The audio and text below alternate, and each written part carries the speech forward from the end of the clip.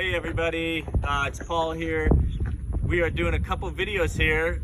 My daughter Isla, she wants to start doing some videos of her own, and we're doing some editing, so I thought it'd be a good time to kind of talk about some things that we usually talk about on the boat ride out that we don't have time for sometimes, and the clients and myself, we all got 100 other things we're thinking about at that time, and so it's nice to see it prior to your trip.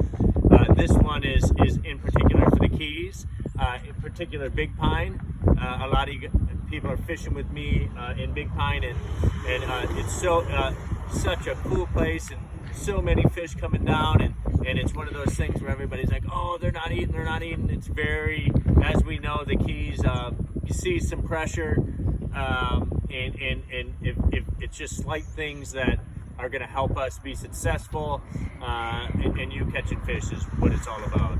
Actually, today we're still in the marsh. It is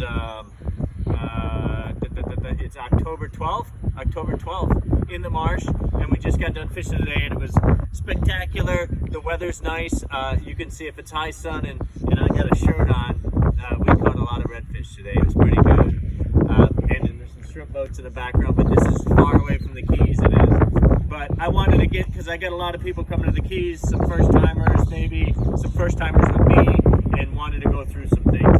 This amazing thing is a spider cage, and if it was designed for anywhere, it was the Keys and then Big Pine. I mean, what a game changer. It keeps my clients fresh all day. They get lean, they get set, and it's a line management tool that Chitim had come up with that, in my opinion, is one of the biggest game changers in fly fishing in a long time. So, and day for this, it's got like a 15-pound on face. So I just want to go through first on how to manage your line in the spider cage. So a lot of times we would strip the fly line straight into something. We don't want to do that there, because when it's shooting out, and try to shoot from the bottom, and it'll coil on itself. So we want to either strip it into the water when we get to the spot, or strip it right onto the deck. All right, so you strip it right onto the deck here, and then you'll make, you'll clear your line with the cast, and then you can strip it. Now you can go right on me, Isla.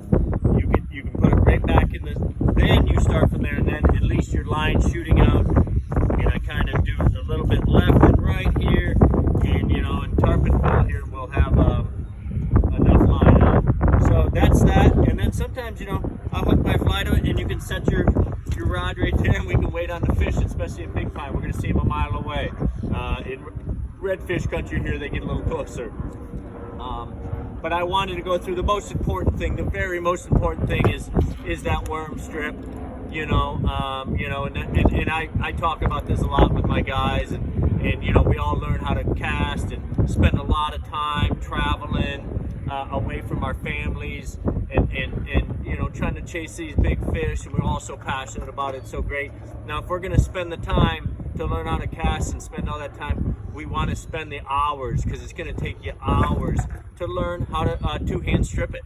All right, and I will almost not fish anything but the worm, and we always have to two-hand strip it. The problem is when we see a group of 50, 100, 200 fish coming down, I mean, they're a mile away, and we have time to get nervous. You put your good cast in front of them, and then you go back to what you know, and that's the one-handed strip. And I have seen it too many times where they do not eat it like they eat the two-hand. Once you start seeing some worms in the actual water, you see that they're one motion. There's none of that. That is a shrimp. The worm is one motion. So I want to show you the easiest way.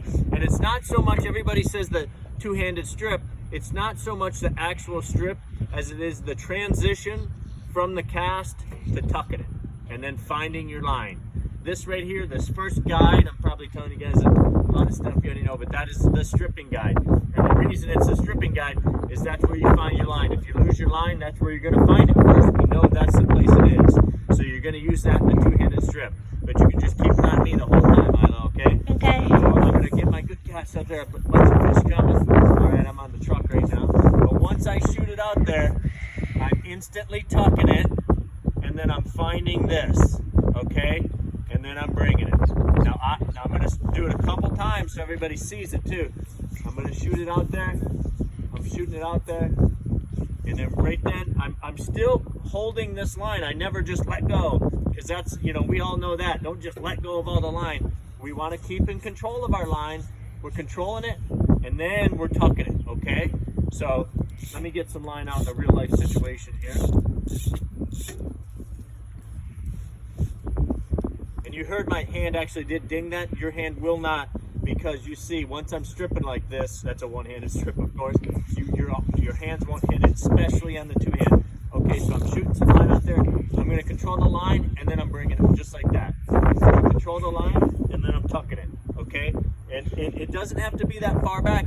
You're never worried about this fish taking this rod out of your hand. It's not going to happen. You're going to have control of your line, but you want to tuck it just right there, wherever's comfortable for you, okay? So that's the tuck right there. So strip it back again. Okay, so I'm shooting it, I'm tucking it, and then I'm finding this.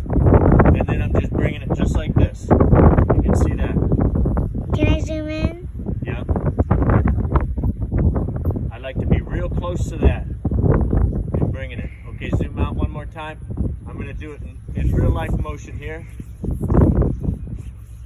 Tucking it and then bringing it. And my rod tip's still down. I'm bringing it just like this. And that's why that cage is so nice. So very nice. Because it's going to go right there. Alright, I'm going to do this a couple more times here.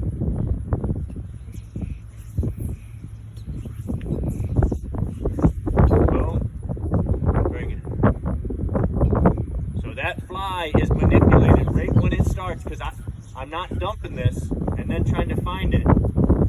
I have control over my line, and then I'm starting to bring it. I have control over my line, and I'm already bringing it. I'm already manipulating it. That fly is not going to get away from me.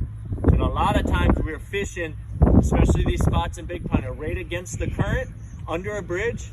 So once you start to think about this too, so, you know, any questions about that, let me know. If really, just practice it. I mean, practice that transition from the cast to the tuck, and then finding that line right there. Finding it right there. And you're just stripping them just like this. And that's just looking at you. This is the strip, and you can zoom in there, Isla. Okay, that's the stripping. And we're bringing it in a good motion just like that. Okay, now you can zoom out.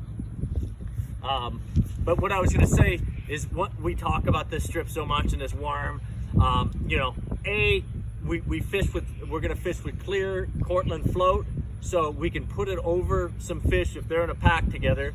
Meatballs is what we call it. Then we can put it together. But we want to just keep collecting line. A lot of times it's not a strip, it's just collecting line at the, will you pause it real quick, Isla? Okay.